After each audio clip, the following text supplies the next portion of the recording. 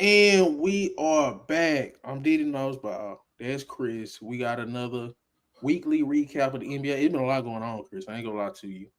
Yeah. I was sick all last week, so I'm sorry we ain't did nothing in a minute. But bro, I was sick as a dog, bro. I ain't gonna lie. I, I Dang, tried I man. tried I tried to do like two reaction videos. Came out terrible. I couldn't even get through it. My eyes was watering. I was damn near sneezing. But Man. I'm glad you're doing better now, though. So, yeah, what's been going on with you, man? man, nothing much. What do you think about national championship in college, real quick? Ooh, say, bro. Absolute. First of all, I ain't gonna lie. College basketball is terrible. It's kind of boring. Cooper Flag probably the most interesting storyline we had.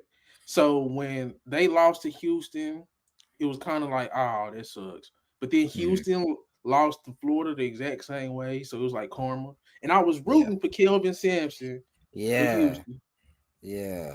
I thought he's finally finna get him one with How was you Houston. feeling about? How was you feeling about just college, the tournament in general? But that's kind of bad how, you have these are two number one seeds Mhm. that have blowing and looking terrible in late game situations like that. It's like they have no coach. Duke, I kind of understand they're a more young team. They're a younger team. They hadn't been in the tournament before, so it's a little different. But they're still Duke at the end of the day. But Houston, there's no reason they should be collapsing like that. I don't think Houston had a star though. Like they got there really by coaching and defense. Like who was the LJ Cryer couldn't hit a damn shot.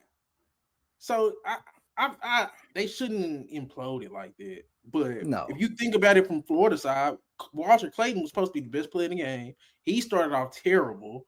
He was getting absolutely clamped. But once he yeah, started kind of getting into the flow of the game, I never really fully felt like Houston was in complete control. It's just blowing a 12-point lead in general is just bad. But yeah. So Florida was like always kind of there until they got to that 12-point deficit, but they was always there and without Walter Clayton doing anything. So it was like if he give you anything in the second half, Florida got a chance.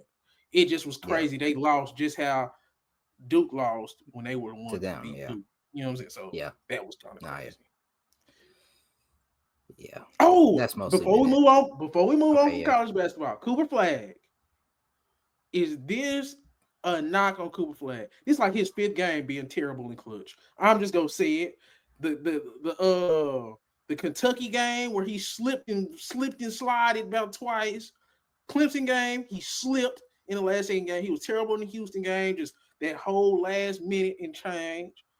I think he just might not be clutch, bro. It's okay because he's still great at a lot of different things, and maybe he could be a second option. But say, bro, I don't know if I it's just like his fifth time. Every go back and pay attention. Every late game Cooper Flag was in this year, bro. They was either whooping ass or he was choking down the stretch. I promise. I'm not even over exaggerating. I love Coop, but he might not be Nah, clutch. I understand that. Like he has had some trouble, getting things done in the clutch. I remember he had those slip ups against Kentucky, and then he did rush, especially on the final shot. He got a good look. He just rushed it a little bit, so there against Houston. But I'm not ready to just say he's not going to be clutch. He's not going to be able to get things done just yet. I still believe in him. He's now I may believe in him a little bit less because he hasn't shown me, but I still think he'll be able to do some of those things. Uh, but clutch is one of those things where you kind of really need to see it to believe it, and he has And given you opportunities to see it. that's So me kind of believing him is just it's just kind of me not wanting to say he ain't clutch. Man, hey, we got the Boozer twins going to Duke next year. Hey, Caden and Boozer hitting game winners back to back in high school. I'm just saying. I'm just He saying. Cooper not gonna do this, but it would be crazy if he went back. Bro, if he went back, bro, I think I'll watch every single Duke game, bro. Every single Duke game. The Boozer twins and Cooper Flag? That'd be My crazy. goodness. That'd be But crazy. okay, but okay. Seriously though, this is Yeah. random, and then we go. I swear we're gonna get to the NBA. It's gonna be timestamps, so bear with me. But hey, bro, did you see the dire wolves being brought back after 10,000 years of extinction? Did you see that? Yeah, I was trying to figure out how that was going on and all that stuff. Yeah. They use DNA and they use AI to replicate cells, and I think they use like parts of a gray wolf. But all I Yeah. know to say, dog, it's kind of cool, but Yeah. she kind of creepy. It's cool, but it's cool, but like how far are we away from like Jurassic Park kind of stuff? Like Man, Jesus go come back before this shit get out of hand. That's always been that's gonna keep in my conspiracy theory. AI uh-huh. going too it's going it's accelerating too fast to the point where it's like AI done passed the Yeah. Turing test. I'm just keeping it above. I'm just keeping it above. But oh, I did want to say this. Do you know where they did this at? That was another fun fact. No, I don't. Dallas. Dallas Oh, scientists did it. okay. It was Dallas scientists. That's why I was kind of interested, but Okay, I didn't know that. Yeah. it's crazy, bro. Yeah. Okay, let's get into it on the NBA. NBA. Luka's return to Dallas. Let's rip the band-aid off. Dude was killing them dudes, man. Luka Yeah. was killing them dudes, Chris, bro. We knew he would. But did Yeah. you expect him to be that emotional during the pregame? I think that was probably the biggest story. Like, bro, that shit low-key kind of made me feel some type of way, bro. I do think that was that's a big storyline, and I'm not surprised by it, honestly. This is a dude who had never been to the U. No, he'd been to the US before, but like living in the US, Dallas was his home in the US. Outside of Slovenia, he didn't know nowhere else that was home except for Dallas. Drafted there, he was the next heir apparent to the Dallas Mavericks franchise from Dirk, who got personally tutelized by Dirk in his final year to be the franchise leader. He thought he was going to be a Dallas Maverick for life.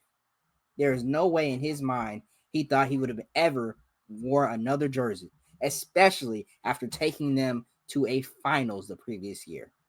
So yes, he was going to be very emotional when he's looking back and experiencing the times where he's thinking about times that he should be out there with them guys right now. Those was his guys that he took to the finals, and he said he feel like he should be with them right now, low key. He with the Lakers now, and LeBron and coached all that mess out of him. But He never tried to hug it out of him.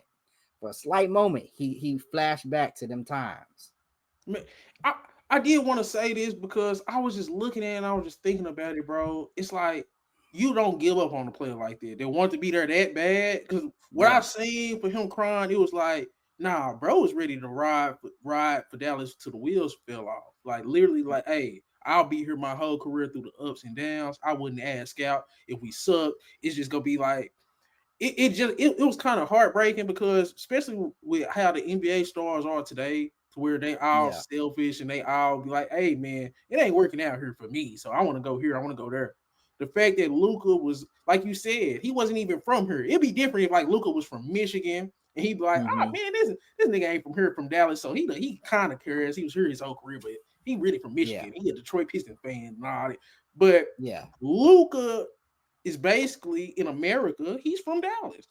yeah. So it just it tugged at the heartstrings. I ain't gonna cap, and it was just like, and then him putting forward what he put. I ended up cutting it off, but he 40, put like 45, 7 to 10 from three. going crazy immediately. Now let's get into the game because they hey say bro, I ain't gonna stun. What did you see? Because it just felt like I don't know. Lively looked as soft. I know he only 3 games back, but bro, Lively was getting cooked. He's known for defense. He was getting Yeah. cooked, bro. I mean, what do you? I agree, but Luka probably was cooking them in practice too, so he ain't scared. He ain't worried about it. But at least you could compete. This shit was on national TV. That competition, even LeBron was cooking his ass. Like Luka, I gave him a pass on Luka. Like you said, you know him and all this. LeBron, oh bro, come on, bro. LeBron was and one and dude. Come on, Lively looked bad, bro. Hey, he had a bad game, but I'm sure he'll get it together, especially come playing time when we're getting ready to face OKC in that first round. He'll get it together. Yeah, hopefully. Hey, I will say this. I apologize to Najee Marshall.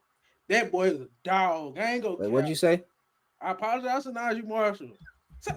Hey, this my thing. If you show improve on the court, what can I say? I'm a basketball fan Exactly. at the end of the day. And you know what I'm saying? I have my little biases and my agendas here and there. But at the end of the day, good basketball is good basketball. Najee Marshall playmaking, even outside of the scoring, the playmaking. I think he had like 8 or 9 Exactly. assists. Yeah. Yeah. Hey, Najee Marshall look like a guy. Klay Thompson was Yeah. ass. I'm sorry, I told you Klay Thompson was ass too.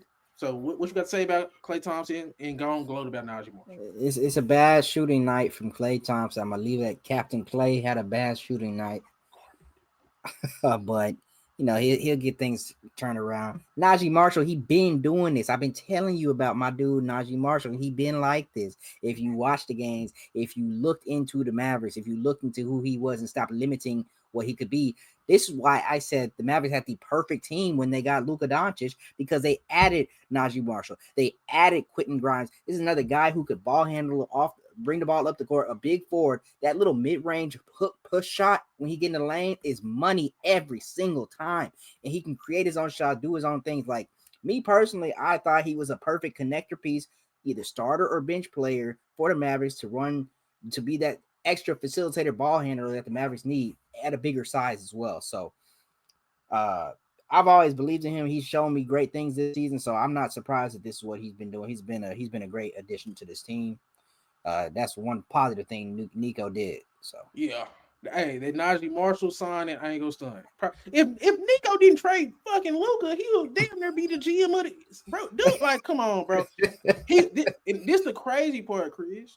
He's such a good GM, and he outthought himself so much. He fell into his own hype that he would never get credit as being a good GM, and he will always be synonymous with the Luka trade. yeah, Like the fact that he's exactly. so good at being a GM, and that's kind of in turn would ruin his GM reputation is ridiculously how crazy at but Yeah, what? How do you feel about the Mavericks going forward? Because I like this team, and I do think the fact that Kyrie was out and they put a lot of pressure on AD, and they couldn't even get on the ball the way they just Lakers kind of sold out on AD. yeah. So how are you just feeling about the state of the Mavericks? Because with Kyrie, this a damn good team. Most like Oh, real talk. yeah. No, this is a great Mavericks team. Like they have defense, great defenders across the board, wing defenders, rim protection. They have great size. Obviously the big three, and then of course I love the wings that they have in PJ, Najee, Max Christie. Even Dante Exum and Clay can be big wing and get in the way of people as well. Like, and not Dante mentioned Martin. Like, we got guys that can get out there, defend, and show up, along with guys who can handle the ball and do things. The Mavericks are a good team. They're obviously missing Kyrie, who's that like clutch go-to scorer. But even still, they have guys who can put the ball in the basket, and then you have AD, who on a normal night when he can get the ball in his hands, he can put the ball in the basket as well. So it's a good team. I think they will scare some people come playing time. They always play tough. They always play hard. But I don't really know if they're anything to be serious about this season. Now next season is a different story. I kind of this season I kind of want them to get their ass whooped by whoever's in the playoffs. I don't want to see this team in the playoffs because you miss Kyrie too much. This game was a perfect example of just missing Kyrie too much. Because I was thinking, I'm just like, if only they had a ball handler who could score. Then I'm like, Phoenix ain't got Kyrie. And Yeah. Max Christie had his moments. PJ had his moments, especially in that third. But it's like nobody on the Mavericks outside of AD is like nobody you just is like a go-to scorer. So Yeah. that was it stuck out like a sore thumb. But I don't know. Mm-hmm. I like the roster. It's a good roster. Yeah. But they just didn't have the firepower. Lakers. Yeah. Let's talk about the Lakers side of things. Outside of just Luka being dominant, I felt like they have a great 8-man rotation, bro. Like when it comes to the 8 guys, it's like Oh yeah. because you got, of course, the big three. You got Luka, you got LeBron Reeves, but then when you can throw Dodo out there, you can throw Vanderbilt out there, Rui out there, Jackson Hayes. Now I just had to bring in a eighth, so Gabe Vincent, even though I think he's garbage. But You see him those 8 guys, airball. just he sucks. And I'm really disappointed because I thought he was a all right signing for them. But Yeah. I don't think if a closing lineup, my favorite 5 for the Lakers, then I'm gonna let you think because it's a great 5. You got Luka, Reeves, Finney Smith, LeBron, and Vanderbilt. That's my favorite five. And now, sometimes depending on what's going on, you can swap out Vanderbilt and Rui. Like, how do you just feel about the Lakers, just that 5-man unit or the best 5-man unit Mhm. compared to just the best teams in the West? I do think, like, again, Lakers, there's a great 5-man rotation with a great mixture of defense, size, and guys that can get their own shot.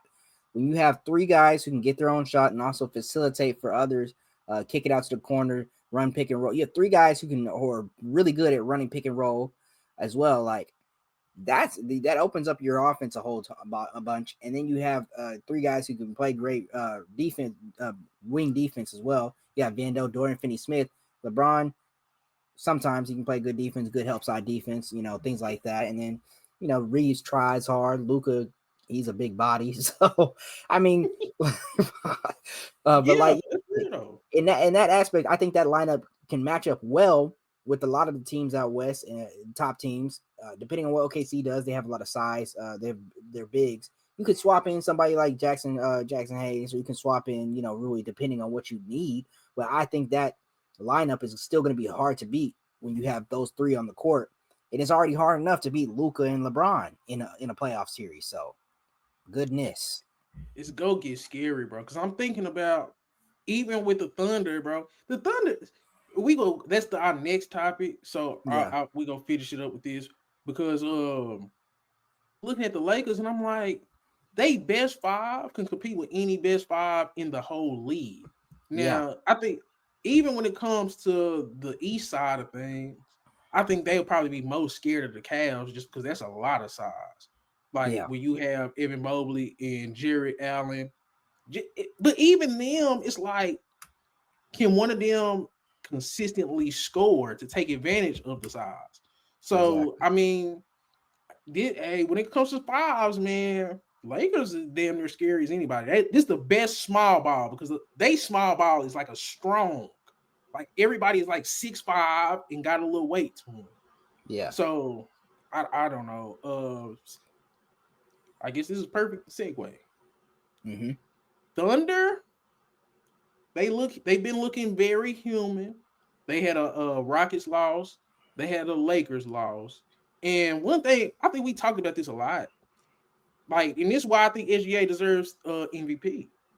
They struggle to score. Like when it's not, these dudes can't score, bro, consistently. And like J Dub and Chet, they're both good players. They're more all around players than you just look at J Dub and be like, oh, he's a scorer. You look at Chet like, oh, he's a scorer. It's like they Exactly. both are jack of all trade type guys. Like, and I just wanted to get your thoughts on it because I think they miss Josh Giddey because he used to get easy baskets for them, like creating. Like he would just create easy baskets for a lot of guys. I mean, look So what he's doing. Look what he's doing now in Chicago. He's definitely uh, he can put pressure on the rim. That's one of the things he can do. And he like you said, he can get a lot of guys easy shots. He kicks the ball. He gets the ball up ahead fast. Um, yeah, like you said, J Dub and Chet, they can score. They can obviously put the ball in the basket and do their thing, but it's not. They do have to sometimes be set up. And they're not always, you know, get it off the dribble guys, or they're not always just say, "Hey, go ahead and give me you run the offense, or you take over for me this quarter." You know, it feels like SGA, if he's not getting his consistent 30 points or whatever, like, then they're struggling, and it shouldn't yeah, be that they rely so heavily on their defense. Their defense is amazing. Like, they're great, one of the greatest defensive teams in NBA history. But it's just like, whenever you have to rely so much on that, you can't have an off night from your superstar to where everybody else can kind of pick up the slack. I also think that kind of falls on Casey Wallace a little bit. I think he should have been able to kind of step into a role where he's able to facilitate more. He is a guard. He's someone who should be able to set up easy thing.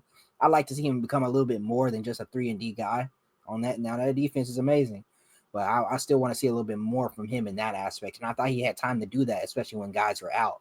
I thought that was his time to work on that. that's interesting you say that because at Kentucky, Casey Wallace was the point guard, ball in his hands, dominant, Mm-hmm. and he was a good damn near 40, 50, 90, 80 guy. Like in terms of being efficient, setting people up and scoring. I like that you point that out because I've been thinking about that because it's just like I don't think SGA is a point guard either. Like I think that just gets so overblown when they just call these dudes that handle the ball point guards. True. SGA can pass and he's a good playmaker, but who does he really make the game easier for? I think who else did we talk about? I think people were saying that about Kevin Durant. Like, yes, he can score, but is he necessarily like, oh, okay, J-Dub hasn't got a shot in a couple minutes. He has a better matchup than me. I need him to get in the flow of the game so he can take advantage of this matchup, so they can stop doubling me, send some help over there his way. He don't do that. SGA is gonna get buckets, which is cool. Yeah. But it's just not really a facilitator. You said and J-Dub has done better this year at just taking over quarters with SGA out, but in the big games, he hasn't really. Like when they get the big name teams, when they come in, he's not really doing that. So and then Chet, I ain't gonna start. Chet as a catch and shoot player, Chet as a catch and drive player is amazing. But he ain't hit nobody with no hezzy twins. You know what I'm saying? Like he's not that. So yeah, maybe Casey Wallace. Even I like Aaron Wiggins, but all them Isaiah Joe, they all catch and shoot type of guys. Exactly. Like they're and Aaron Wiggins has the ability to do some of those things. Like he can definitely put the ball on the floor, but he just doesn't. And to me, it all seems very limited. That's my thought process. Casey Wallace, like you said, guard at Kentucky's a 10th overall pick. I just like to see a little bit more from him. Don't be limiting yourself just 3-and-D guy. You can help out on as far as the facilitating asset as well. I like that you said that because I do think he has a lot more to his game as well. I will say this: Josh Giddey is way better than Alex Caruso. There, I said it, way better, way better. I think the trade. I think the trade worked out for both teams to an extent. No, it didn't. He's redundant. Alex Caruso is one of the most redundant role players in the league right now. You got Lou Dort, you got Casey Wallace. What does Alex Caruso do that they don't? In terms of, like, I still think he's a good role player, but in terms of what you gave up a rebounder, a playmaker, a transition player. Like, man, they wasn't saying that last season when they saying Giddey is ruining the space and Giddey's ruining the space and Giddey is limiting the offense and he's not playable in the playoffs, all that kind of stuff. Giddey got the backlash of him being a nasty guy off the court and him being a cone. I ain't gonna say a cone defensively, but they didn't have a big outside of the shit. That was another thing Giddey got backlash for. They didn't have a big. They got hired Hartenstein this year. So I just imagine if you had Giddey, Hartenstein, Chet, Lou Dort, and SGA. That's a different team. Like, and J-Dub, and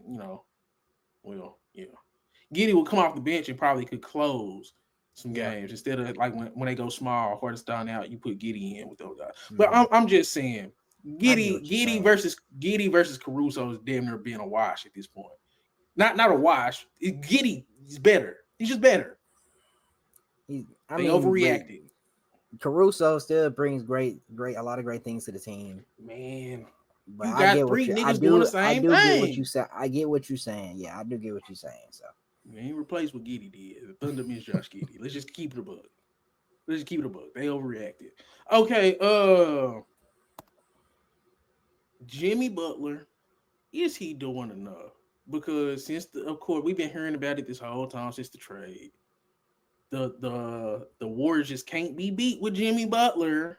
They're 20-6, 22-4, whatever the hell their record is with Jimmy Butler.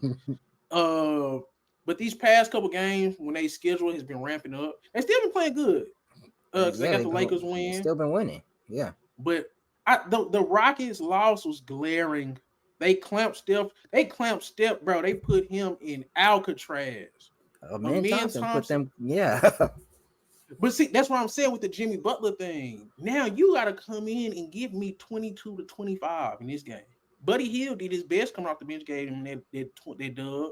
But Jimmy Butler, this is my thing with these guys. If your number one is getting clamped, 1 for 10 from the field, Jimmy Butler, you took 7 shots. What are we doing here? And my thing is, everybody has stepped up since the Jimmy Butler trade. Whether it's now that we got Jimmy Butler, I believe a little bit more. Like Draymond Mhm. Green defense, Steph has been cooking. Pods has found himself. Moody, they actually start giving Moody some minutes. I said that too. Um, but Jimmy Butler, as a scorer, they just need more from him. He's averaging like 17 points. As a second option, that's just not good enough no more. You need 20 to 23 points every night. How you feeling about it? How you feeling? Yeah, I think Jimmy could not necessarily be so passive. I think one of the things he's trying to do almost is there's redundancy when he's trying to be a point forward and you have Draymond trying to be a point forward as well. Um, Jimmy just attack, get to the basket, do what you do, get into the lane, be patient, and then go ahead and hit your shot. That's what he normally does. That's what he did in Miami. That he made a living off that in Miami. Just go ahead and be aggressive and don't worry about it. If defense claps on you, you'll have Curry. But if not, you just remember you're Jimmy G buckets, and that G stands for get. So go ahead and get them buckets. Don't worry about nobody else. So that's my advice for Jimmy. I do like that Pods has stepped up because man, he was in that doghouse for a minute. He was in that doghouse for a minute. But Yes. like you said, a lot of the guys on the Warriors have stepped up. Draymond has been playing amazing defense. I don't think he's DPOY like they trying to Him beg. defend him. You said it, not me. Him begging for the DPOY is nasty. But keep going. No, I do not think he's DPOY. And if he gets handed to him like that, that's crazy to me. He basically begging for it. It's crazy. Yeah, it's like the. I was gonna say that Joel Embiid MVP, but I'm not. I think he deserved the MVP. Well, yeah, Joel Anyways, Embiid was more deserving of the MVP than Draymond DPOY. yeah, exactly. So, but I think like you said, Curry has turned it up a notch.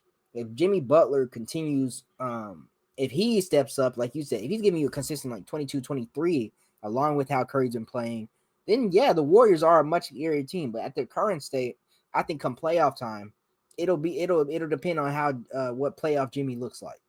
If he actually doing what you said, then the Warriors will be a tough draw. If not, this current version of the Warriors, even though they're winning all these games, even though they're looking competitive, even though they're beating kind of top teams, I still don't think they'll do much in the playoffs. And I think that's the biggest thing, bro. It's like, okay, yes, they're beating everybody they're supposed to be, but they damn near been splitting against the teams that they haven't been supposed to be.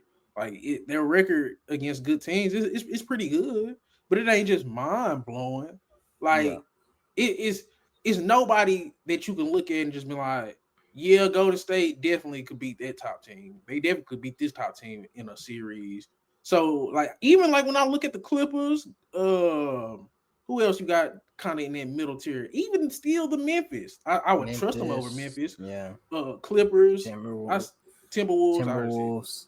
Okay. Yeah, Yeah. like those aren't just guaranteed first round or play-in wins. Wherever they end up is not guaranteed wins for them. So with a bit, they just need a better version of Jimmy, bro. Yeah. And it just it was just glaring when a men and those guys was clamping Curry that Jimmy Butler just was like, he damn near put it on Hield. And that's crazy because you got like 22 from Buddy Hield, and it's like, come on, Jimmy, where you at? Even Pods was going off. I think Pods was going off there again. So it's like, Jimmy, what are you doing? Because you gotten your role player stepping up more than you. Yeah. You got anything else on the Warriors, Rockets? No, not much. So are you saying you still don't really believe in the Rockets as a contender? Or are you just saying like because they have been beating good teams, they have 50 wins now. Ime Udoka has proven that he's a great coach. And shouldn't I mean we all knew this. He just messed with Neil Long. It's crazy. So it's crazy. The thing with the Thunder, I'm not the Thunder, the Rockets. Ime Udoka is probably the best coach in the West. Because when I'm looking at the coaches in the West, who you got? You got Steve Kerr, Jason Kidd is fucking in the play-in. You got Tyronn Lue. Ime Udoka has an argument to be the best coach in the West. They probably have the best defensive wings in the West. Like when you look at Amin Thompson, Tyree Eason, Jabari Smith, say, bro, that is crazy in terms of just defensive pressure. That's crazy. Mm-hmm. Uh, my only concern is scoring. Jalen Green and Single, how consistent will you be at scoring? Yeah. Like that's my biggest question. But man, they just who did they just beat? They just beat the Warriors and the Thunder. You could beat those teams. I mean, you got Yeah. action. Yeah. That's how I look at them right now. They got action. Yeah. I feel you. I feel you like that. Like, do I think they'll be contenders? No. But I do think they have a chance. Like, it's like OKC kind of in their first stages of being, really good.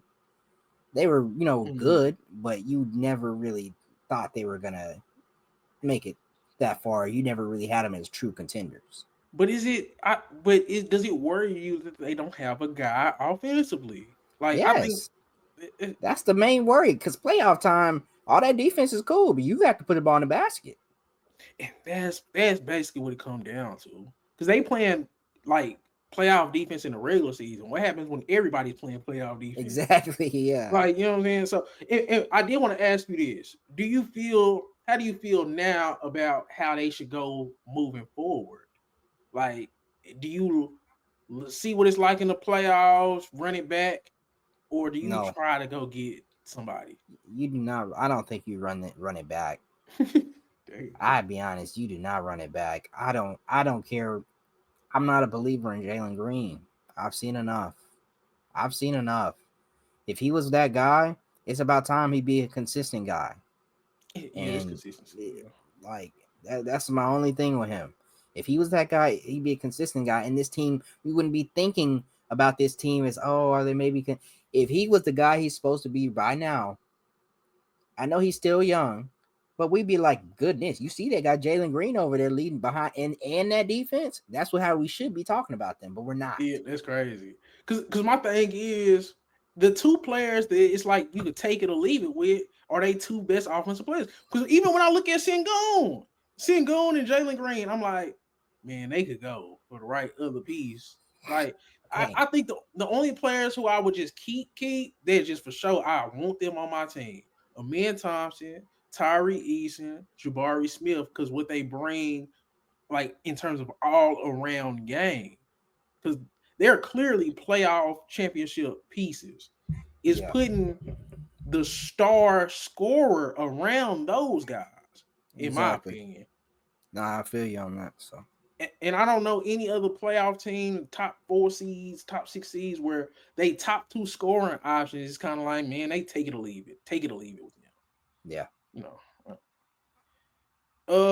We didn't talk about Luka getting ejected against the Thunder. I didn't want to bring that up. Oh, you're right. Yeah. That was egregious. That was That egregious. that was crazy. He stayed talking to that Thunder fan. He's talking to a fan, man. That's crazy. And regardless, in that situation, you really finna throw Luka out?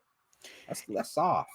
And the Lakers went from being up, I think it was like 4 or 5 points to getting beat by like 16. And they low key got the Thunder number. I was gonna keep it above.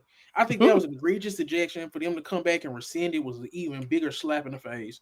Mm-hmm. Um, the refs, and I hate talking about the refs when it comes to professional sports, but Yeah, NBA because refs are bad. yeah, I know as a competitor, you're supposed to be in the mindset of you can't even let the refs decide the outcome of the game. But sometimes they go and decide the outcome of the game, and that's just it. When you take away the Lakers' best player for something that wasn't even directed at you, is crazy. And That's what bad. That's bad. That's just bad.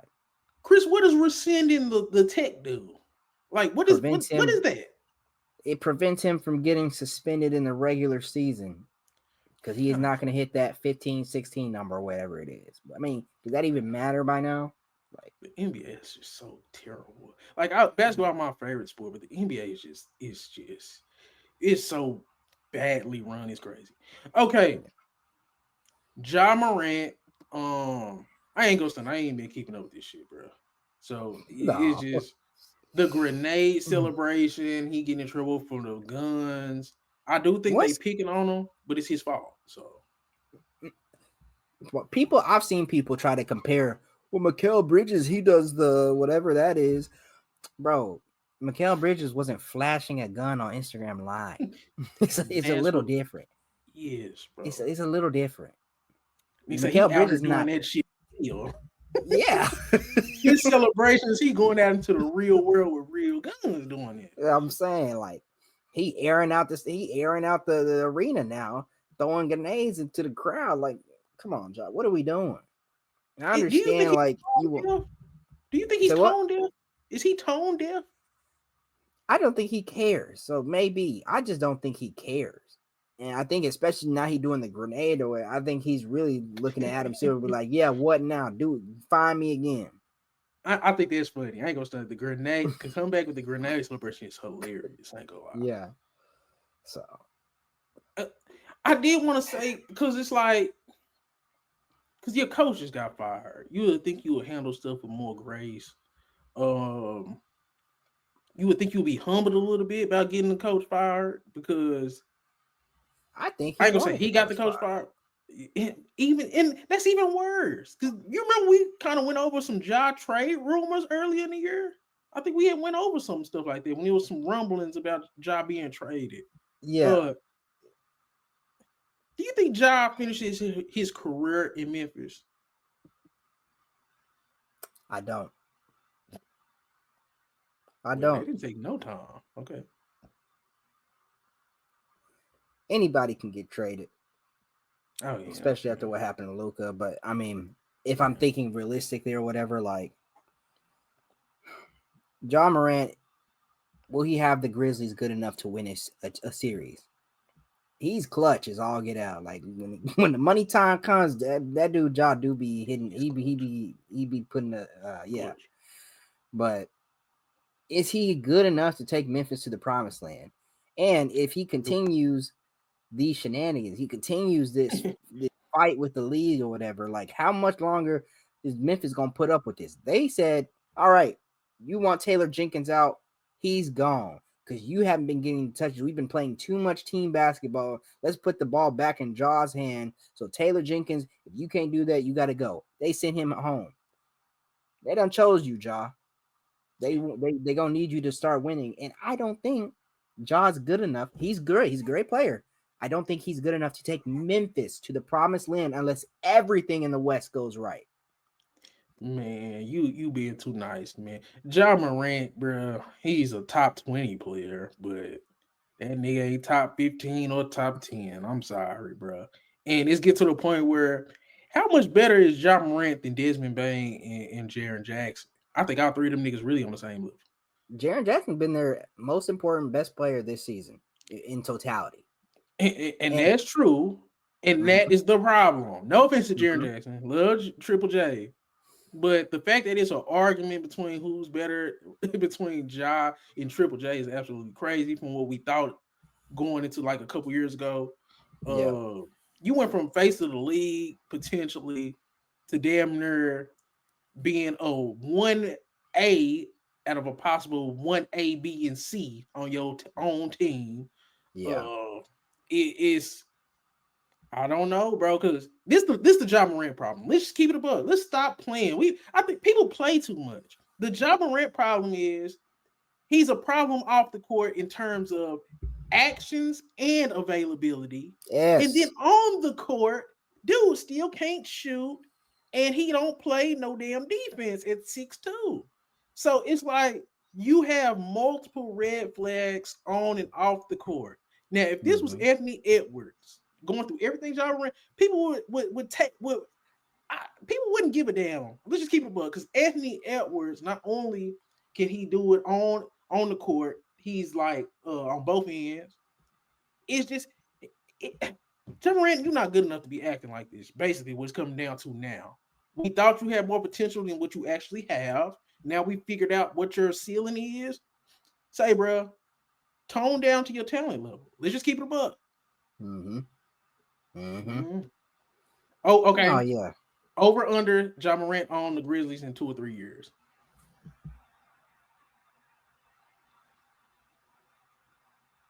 I didn't phrase it right, but you get what You didn't phrase it right. I don't think he'll be on in 3 years. I don't think he'll be on the Grizzlies. I'm saying. Okay. You got anything else to add, John Morant and Grizzly situation? No, because especially with Triple J potentially getting a supermax.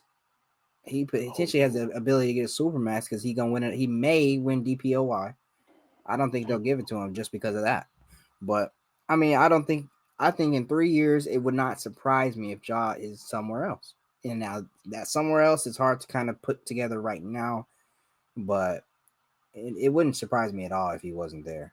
because I'm looking right now. They the 7th seed. Memphis is the 7th seed, but it's like a 4-way tie for Yeah, 4th and 7th places. That's it's ridiculous. crazy. It's crazy out west. Clippers, Denver, Golden State, and Memphis all had the same record, 47 and 32. But Memphis, for some reason, is in 7th. So in the play-in situation, they would have to play Minnesota. Minnesota wins. So then they would have to play the winner out of Sac in Dallas. They would win that. So we could potentially see Memphis play against OKC in the first round potentially. That's a 5-game series, bro. And And that then looks bad. Fire your coach for what? Put all would your you have pieces in jaw for what? chose Taylor Jenkins over Josh? I think Taylor Jenkins is a good coach. I mean, no, I don't know if I'd choose him over Jaw. Jaw's your star. Like Memphis, you're not getting many Jaws. You're not getting. Yeah. Come on now. So So do you think it's more of he's such a star off the court that it's kind of like you painted in the corner, kind of like with Zion and Pelicans? It's almost like like that. Yeah. because it's just I don't know. I wouldn't want if I was just put my GM hat on. I just don't think I would want to deal with Ja Morant because I don't think he's as good as the headache he causes. Yeah. Like we talk shit about Luka and his little effort on defense here and there, his being in shape here and there, whining to the refs here and there. Compared to what Ja doing, it's like it is night and day. Like Yeah. the complaints we have about certain other guys compared to Ja Morant is just night and day.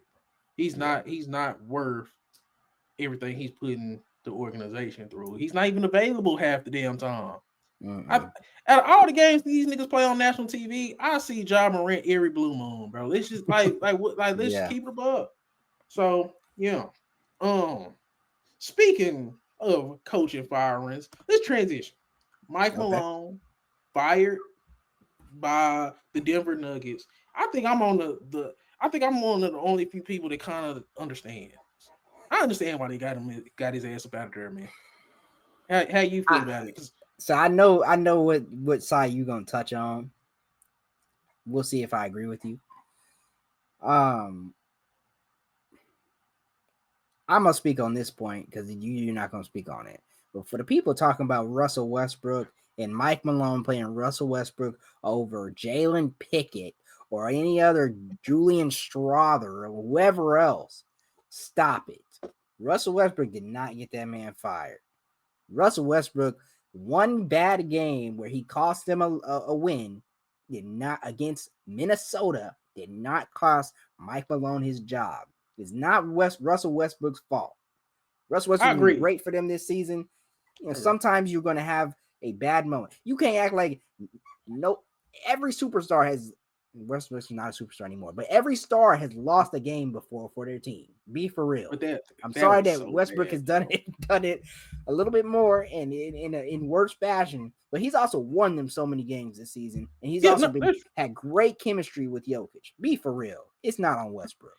No, this season, if you can make a opposite argument, Westbrook has saved some of this Denver season because Jamal Murray started out playing like ass. Gordon was hurt. Like, let's just keep it above. Russell Westbrook, he was saving a lot of these games. So, I mean, but that just was just on national TV, and it was like, that was terrible, bro. And it's like you already have a reputation of not being people always have said I wouldn't want Russell Westbrook to have the ball in the fourth quarter. Like that's always been a thing. So it just was a reputation thing. I'm not gonna put too much into it. It just was like, Russ, you know what they finna say. It was one of them Exactly. Yeah. But the Jalen Pickett, come on, bro, stop it. I ain't even the biggest Russell Westbrook fan, but man, I don't care if Russell Westbrook was 45, he can play over Jalen Pickett. Let's just stop it. And I think Jalen Pickett's all right, but yeah. But my whole thing with the Mike Malone situation, bro, is like I think anybody can do what he did with Jokic, bro. I'm gonna get that out the way in terms of being a coach. It was the non-Jokic minutes. They always look terrible for like the past 4 years, bro.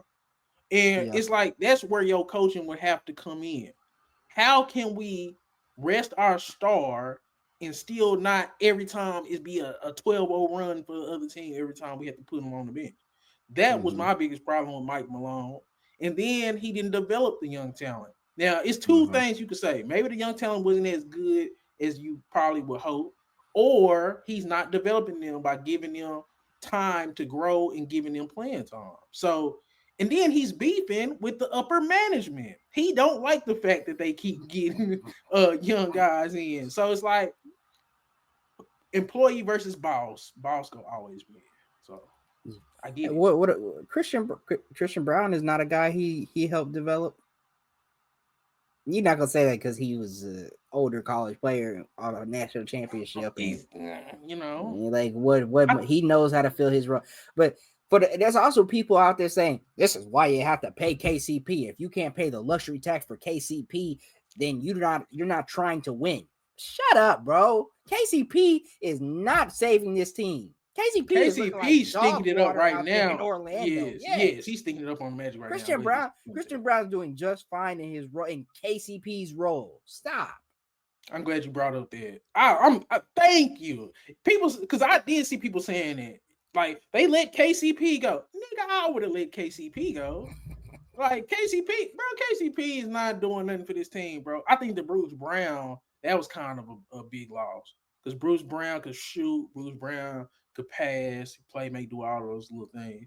And my thing is, when you do lose KCP and you do lose Bruce Brown, you got to make damn sure you replace that, whether it be with the young guys or another free agent.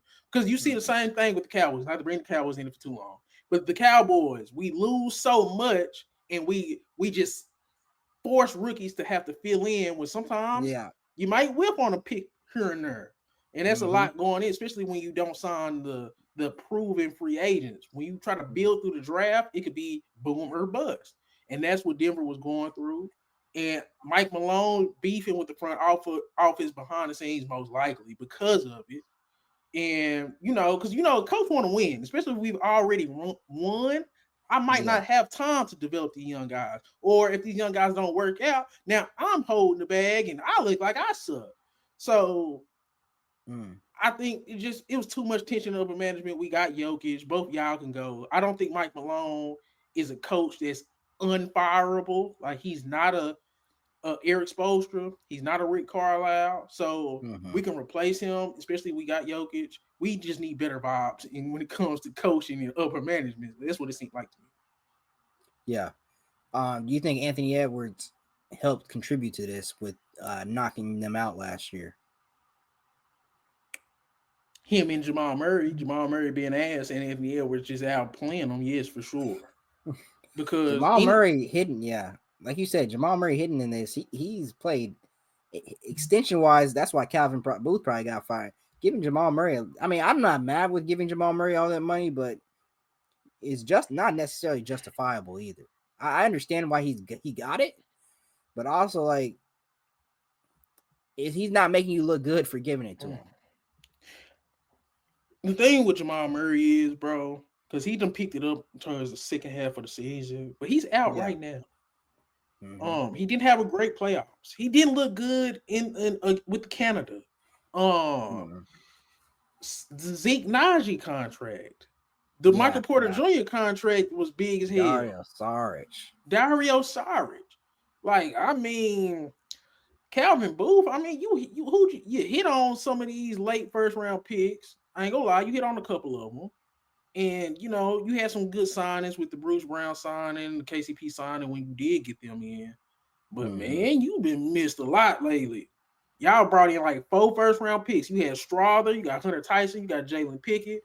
Like, a lot of them, they ain't not panning out. Zeke and Najee Nah. don't play, and you extended him. So I think he playing a little bit now, but I don't know, Yeah. bro. Like it's just time to do something different, upper management and probably coaching. Because Mike Malone was he talked a lot of shit, bro. Yeah. Mike Malone, it just like he was a fiery personality, and the NBA don't like that anyway. So.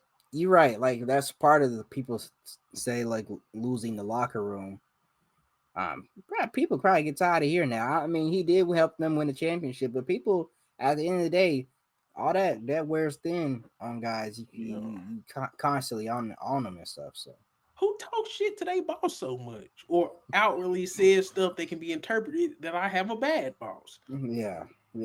So It that's the Mike Malone situation was the business side of basketball. We mm-hmm. differ on opinions on how to approach this, and it's Denver, so I don't even think they have an owner. I think they have like a collection of people. Like they don't have no Mark Cuban or no Ballmer out there. It's a collection of dudes who got some money, but these niggas ain't breaking the bank on nobody or nothing. Mm-hmm. So, you know what I'm saying? It's just the fact that when you have Jokic, who's clearly the best player in the league, you would think you should always be competing for championships.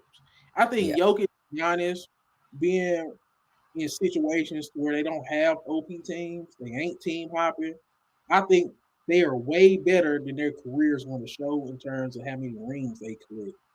Uh, yeah. I think ring culture and all that ring counting and stuff is gonna hurt them in as far as looking back and really talking about how great they were. But we may sound like old heads when we get old. Talk about I watched them play. no, Them facts. dudes were legit. I am. We're gonna lose 3 years of Giannis, like with the best possible team and best possible chance of playoffs. 2 years he was hurt. Now that the Dame situation, that's 3 years of no Giannis in his prime, bro. And that's It's crazy crazy. because Yeah. it's crazy. Because what did he have the other night? Didn't he have like 50, 20, and 17 or some shit? Like Dude Jokic is having had 100 fantasy, but like dude was going ridiculous, man. and what did Jokic have that was historic? Like these 60, is 20, like dudes, yeah. Jokic and Giannis Or are 60, two of the top 12 players to ever play in terms of talent wise. So I'm just keeping it above. You dudes is crazy. Mm-hmm. But did you have anything else? Because we pretty much hit on all of our topics. That was kind of Topics, fast. yeah. Yeah, I mean, let me think about it real quick. I wanted to. This is kind of a joke. I'm like, should the Hornets just fire their coach and pick up one of these established coaches? I've been told you that. When this nigga tries to sit LaMelo, I'm like, bro, Charles Lee ain't it, bro. I've been telling you that for a long time. I didn't believe in him. Get him out of there. I still give him one more year, but man, it's hard not to concede that point to you right now. And another thing is they need more vets. Yeah. You can only bring in so many draft picks, bro. Just like what happened with Houston. Like when they just kept Jalen Green and you get out, bro. Okay, now let's bring in some vets. Then you went and got Dylan Brooks. You got a Fred VanVleet. You got to start bringing some adults in the room. I love LaMelo. I love Miles Bridges and Brandon Miller. Yeah. But all three of them, think about all three of them niggas being the leaders in your locker room. Miles Bridges, we know what he got going on. Brandon Miller, come on, bro. LaMelo, Yeah. man. Yeah. How serious do you think that team is in that locker room? Like, I'm just saying, they need some vets. Yeah. That's all.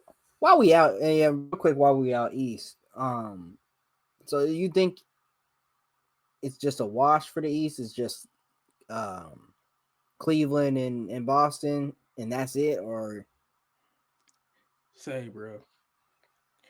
Boston, bro, Jason Tatum, bro. I want to say this. It's such a gap. It's such a gap. Just in terms of in my realistic brain, like you would want to think, oh man, look at this team. Look what the Cavs been doing. Look at the Knicks. But with Dame going out for Milwaukee, I thought that was the only team that could beat the Celtics for real, just because you have Giannis and Dame, two top 75 players. But now with no Dame, bro, I don't trust none of these niggas, man. outside of Boston. Cleveland is so beatable. Like Uh-huh. I think Boston run away with the East. I really do. Like ugh.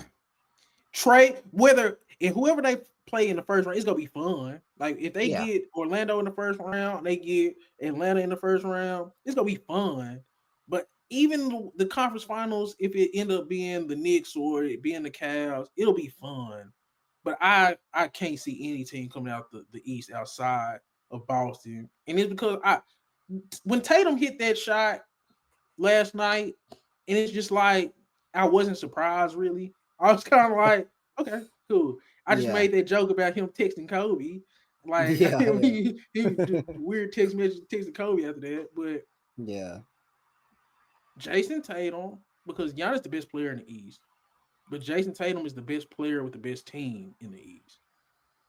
So yeah, how you feeling about the Yeah. East? You didn't mention the Pacers. You think they're prime Man, to stop make it, a stop run again? it. Like, think about it. If they beat Milwaukee without, I think how but I think if Giannis plays, Giannis didn't play much last time out. Giannis plays, I think he can actually still beat Pacers on his own. And that's Um, what I'm saying. That's why I really want to go justify that. okay, Now the yeah, Pacers should beat Milwaukee, but I wouldn't be surprised if Milwaukee beats the Pacers because Giannis is like 3 levels above anybody on the Pacers. mm-hmm, The only thing is Doc Rivers and no day.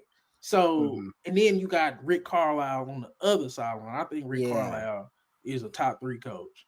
And the Oh, I more agree with you.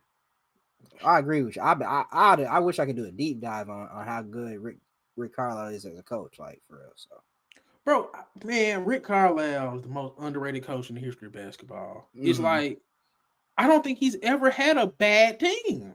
Like even when the team was bad, I don't think he's ever had a bad team. Dude, So but the teams he was taking to the playoffs with the Maverick squads, if you look back at them rosters, it's crazy. in terms of one ring championship coaches, he got the best ring. Like and mm-hmm. is man, he right there with Spo. He better than Tyronn Lue. Um, So it's like he better than Kerr. I don't care what nobody say. Fuck all that bullshit. He's better. He's a better coach than Steve Kerr, bro. If Steve Kerr, man, Curry go down for a week. Steve Kerr gonna be looking on the sideline like, hey, you be having that look just what he be having with stuff going wrong. Yeah, He don't be yeah. looking like he know what the hell to do. But I think Rick Mm-hmm. Carlisle, it's gonna be on him. This is one of the best coaching jobs I've ever seen. What he doing with this Pacers team because Mm-hmm. they in 4th seed right now. The 4th seed, Halliburton sucked for half the season. I'm not even lying. Halliburton sucked for half the season, Facts. and the 4th seed dealt with injuries. Like, yeah, I can't say much about this at all. Besides, yeah, And shout out Siakam. Siakam been balling. He don't get no true. love. Siakam damn near.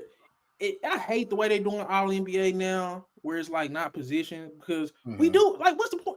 I want to keep track of who's the top 3 players at every position. I don't get why Yeah, we doing that. It's because these guards, everybody pretending to be a damn point guard. it's because But DeAndre Jordan was making first team All NBA mess at one point when they did it by you position still a stripping. top. You a top 3 player at your position, whether your position suck or not. You say, hey, I was the top 3 player in the league. I'm a top 3 center in the world, Craig. Man, I feel, but All NBA top 15, that's the top 15 players. Supposed to be. It's the top 3 at every position. What? It I seems guess like that'll be more that's why a prestigious. team. Yeah, that's why it's a team, I guess. But Yeah, top 3 player at every. Because my thing is, you should be able to track throughout the years who was a top 3 player at their position, because you will have a year where you have Carmelo, you got KD, you got LeBron. When you got all them dudes, and I can I think like I'm trying to think of who was it was a small forward that eked their way up into there one year, and you was like, oh, I think it was Kawhi. Like when Kawhi was coming along, it's like, yeah, oh yeah, shit, Kawhi All NBA at small forward, that's a big deal. You know what I'm saying? yeah. And it could be opposite when the position suck, but hey, the position just suck. I'm still hey, it is what it is. I hear your point, but I don't know. The I top don't want 15 it. players, it can't be I don't want it murky, bro. all guards. I don't want it all guards. I don't want it all fours. No, but That's what it's gonna be. That's what it's gonna be. yeah, Zubac is playing at an all NBA level because he's been a top center. Like it just is what it is. And the fact that he ain't get no all-star, no all NBA. His year that basically didn't matter in terms of accolades. It's crazy. You was a top 3 center in the NBA. yeah, That means something. I don't care if these other centers suck. I was the best of the Cyrus. yeah. I'm gonna clip that. But nah, I feel you on that for sure. Sacramento. Sacramento has had some good wins. You've been keeping track of Sacramento. They A won little 3 in a bit, yeah. They row. had some good wins. Debo and Lavine. I just realistically, how far can this team go? Not very far. And then what's their future look like? I think this is their ceiling. I don't really think they go, bro. I don't see much of a future for Sacramento. I don't know what they do to get better. They've been trying everything. It's just not it. Go get some defenders. It's not one defender in a 8-man rotation that's a standout defender, bro. Keon Ellis is cool. Um, Keegan Murray, Keon Keegan Murray is bro. He came out of college as a scorer. They trying to turn him into a three and he's D. just because he's a solid defender. They done put so much on his plate. My nigga can't even shoot no more. But I don't know. Yeah, Man, the worst possible situation with Zach Lavine. And, hey, y'all seen what Zach Lavine did against the Cavs? Yeah, bro, Zach Lavine, man. Zach Lavine on the Thunder. Let's do it. that's hard to beat. Zach. I hope what happens is these contending teams or these borderline contending teams, they look and see what he's doing over there in Sacramento. It's like, man, why we let him go there? My thing is, we all know Zach Lavine ain't no damn number one. But don't think about what he isn't. Think about what he is. He's a hell of an off-ball scorer that's extremely efficient. Mm-hmm. Like, and he's super athletic. A super athletic, highly efficient scoring guard. That is, come on, man. If he was in Orlando should have Houston been right calling. Houston should have been calling. Denver should have tried. It may have been tough. Golden State got Jimmy, but who knows what now, Lavine man, would have looked like over there. Lavine, it clears Jimmy for the Warriors, man. He clears them. In terms of scoring, you wouldn't have been able to guard Steph, how the Rockets guarded Steph if you guys had Lavine out there, bro. I'm sorry. Yeah. Yeah. But I mean, there's teams that definitely gonna be looking back and missing him. Oh, we could do this another time. I was gonna bring up Phoenix, but I don't know if they deserve to get Go talked ahead. about right now. Go ahead. It's just, I ain't gonna dog on KD. I ain't gonna dog on KD, but I mean Phoenix is just bad, man. Phoenix, the whole season situation is disappointing because they had enough to be good, in my opinion. They had enough They to. should have been. Yeah. There should not be any scenario where they don't make the play in. Really, Crazy. that I don't care. You can't tell me they don't have enough talent on that roster to make the freaking play in. My thing is, and this is what I was arguing with Ray about. If it wasn't Devin Booker, if this was Donovan Mitchell, just because, or this was Donovan Mitchell, if this was Tatum, if this was any one of these guys that's in a prime that was on the come up, Devin Booker, because I get it, KD, it's funny to talk about him because Brooklyn, it didn't work out. The way he left Golden State, like, we get it. So I get it. But that nigga's also like 36, coming off all these goddamn injuries, and he's still averaging 27 a game. Like you said, yeah, he's not supposed to be the leader and the main guy on this team, but he's having to be. My thing is, when he went down, we seen instantly. We not remember how good the Suns was at the beginning of the year when KD was looking like an MVP candidate before he went down? Mm-hmm. And then when he went down, Devin Booker did not step up. His numbers literally were the same. We was tracking it. His numbers were the same. His numbers did not go up. Bradley Beal at that time was looking like a legit third option. He was giving you like 18 points on solid efficiency. So I didn't think he was the problem. He ended up like he don't care no more because everybody trying to trade his ass. Even Yeah. KD, everybody trying to trade his ass when it's like there's no onus being put on Devin Booker, whose numbers have been increasing. It's easy to increase your numbers in garbage time. It's easy to increase your numbers now that the games don't fucking matter. And it's like, oh, he's averaging 25 points. Yes, now. But where was he? Where was everybody at when he was averaging 22? And them niggas was kind of still in it, and they needed him to do more when KD was out. Like, it be things like that. And it's like, I don't want to shit on Booker, but at the same time, bro, you're an Olympian. You never won when you didn't have an NBA 75 player on your team. Like when before Chris Paul got there, you was getting 25 a game, but your team wasn't even getting to the playoffs. Like, it's like he's never been a guy that can really contribute to winning, make other people better in terms of winning. Like, we talk about Tatum. Oh, he's always had a good team. Woo. Say, man, Booker, when he's had a good team, he's basically been front running when he's had a good team. It just kills me because I always liked Booker.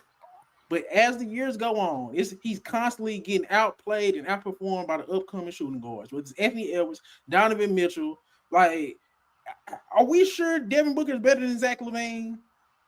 I'll put them in the damn same boat. Like, and people was shitting on Zach Lavine. And he was in fucking Chicago with DeMar DeRozan and Vucevic. What did you really go do with them? Like, it's just crazy how people look at shit a certain way, but yeah. I don't know, man. No, I just want to get your thoughts on that real quick. That's hilarious, though. But Devin Booker, this may be a topic for another day. I definitely do want to track, like, since he came in the league, some of the shooting guards or just guards in general that have passed him up as far as guard on the guard rankings. Like, he was prophesized or solidified as a top 5 guard going forward for the rest of his career at one point. And he was just in the Olympics. When he started? I'm just saying, bro. Yeah, so I mean, it's definitely something I want to look into a little more or track it a little better, going forward. But you bring up a good point, bro. And we can get up out of here. But you know you done tugged on the heartstrings with this topic. But bro, Devin Booker, bro, was on one of the most decorated Olympic. This is the most decorated Olympic team we probably done ever had. Like, come on, man. We left off a Finals MVP. We left off a Finals MVP. Yes, like, come on, bro. Like, and he was starting. Tatum couldn't get a minute. Like, let's just keep it a buck, bro. The how far, if you look at where Tatum is at, because I kind of put them all, they was all on the come up at the same time. It was Tatum, Mitchell, and Devin Booker was kind of all on that come up at the same time. And you just look at where Donovan Mitchell and Jason Tatum are at compared to Devin Booker. Donovan Mitchell wasn't even on that Olympic team.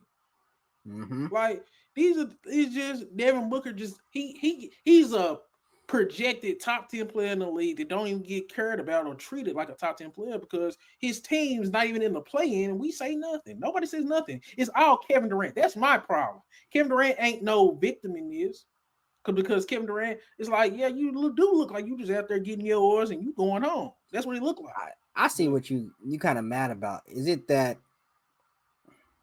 when LeBron was at the Lakers and it was Anthony Davis who was underperforming, nobody was necessarily saying LeBron can't lead them, LeBron can't get them to the playoffs, LeBron can't do this. Is that kind of in the same boat? Anthony Davis was getting crucified.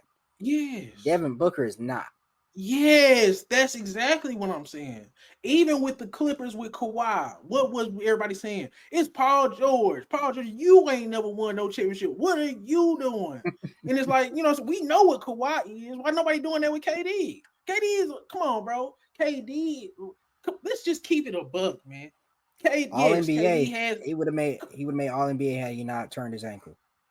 And it's just crazy because people, okay, it didn't work out with Brooklyn, but he was 1 foot on the line away from maybe we don't know what that could have been.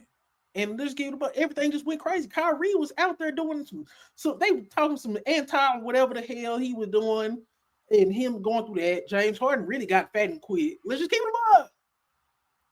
And it's like, man, He just became the scapegoat. Devin Booker we need to put a microscope on him, even bigger than Bradley Beal, because I can understand why Bradley Beal don't care no more. Everybody put it on him and say he asked when he was averaging 18 points on good efficiency as a third guy. I'm getting the third most shots on this team. I'm damn near giving you 20. What can I do? And you don't put me on the bench. Devin Booker is giving you 22 a game. He's supposed to be the guy, the Olympian, the top 10 player. And he's fucking shooting 33 from the three, shooting 42 from the field. Nigga being goddamn mid, man. And it's KD fault. It's Bradley Beal fault. Man, Bud, everybody thought you was a great hire. Now you ass. Like, come on, man. Like, you feel what I'm saying? Like, real talk. No, I get what you're saying. You're not necessarily lying at all. So I agree. Like now look at LeBron when he has a guy or guys that can step up and allow him to just fall back. He has Luka, he has AR. He can fall back and still be LeBron, but now they're contenders because he can fall back, still be LeBron. Imagine if KD could just, I think that's what he thought he was doing when he went over there. But now he still got to put the team on his back instead of fall back. Tyler, I will say, for your sake, I hope the next team he chooses, whether it be he stays with Phoenix and they figure and fix things, or if he goes somewhere else, it'd be interesting to see KD, not necessarily be the best player, but be that, that weapon he should be. Yeah. The thing with KD, people go feel how they want to feel. He's pretty much an easy target. He did ruin like 3 years of basketball for everybody. He really did that. I'm a KD fan. He did that. Like, we knew we shoot up. Man, Warriors gonna win this shit. We shoot in 3 years worth of basketball. Who's gonna win a championship? That's not fun. That's not cool. He did that. He became the villain. Nobody liked what he did. Everybody thought it was soft. Even me. So it's an easy target everywhere he goes, and it doesn't work out to say, well, you couldn't do it without Steph, especially when Steph got his ring off the fact that he benefited like a mug in Western Conference injuries and the Dallas Mavericks overachieving. Let's just keep it above. And the Celtics not being ready in the finals, and he was the most mature star in that finals.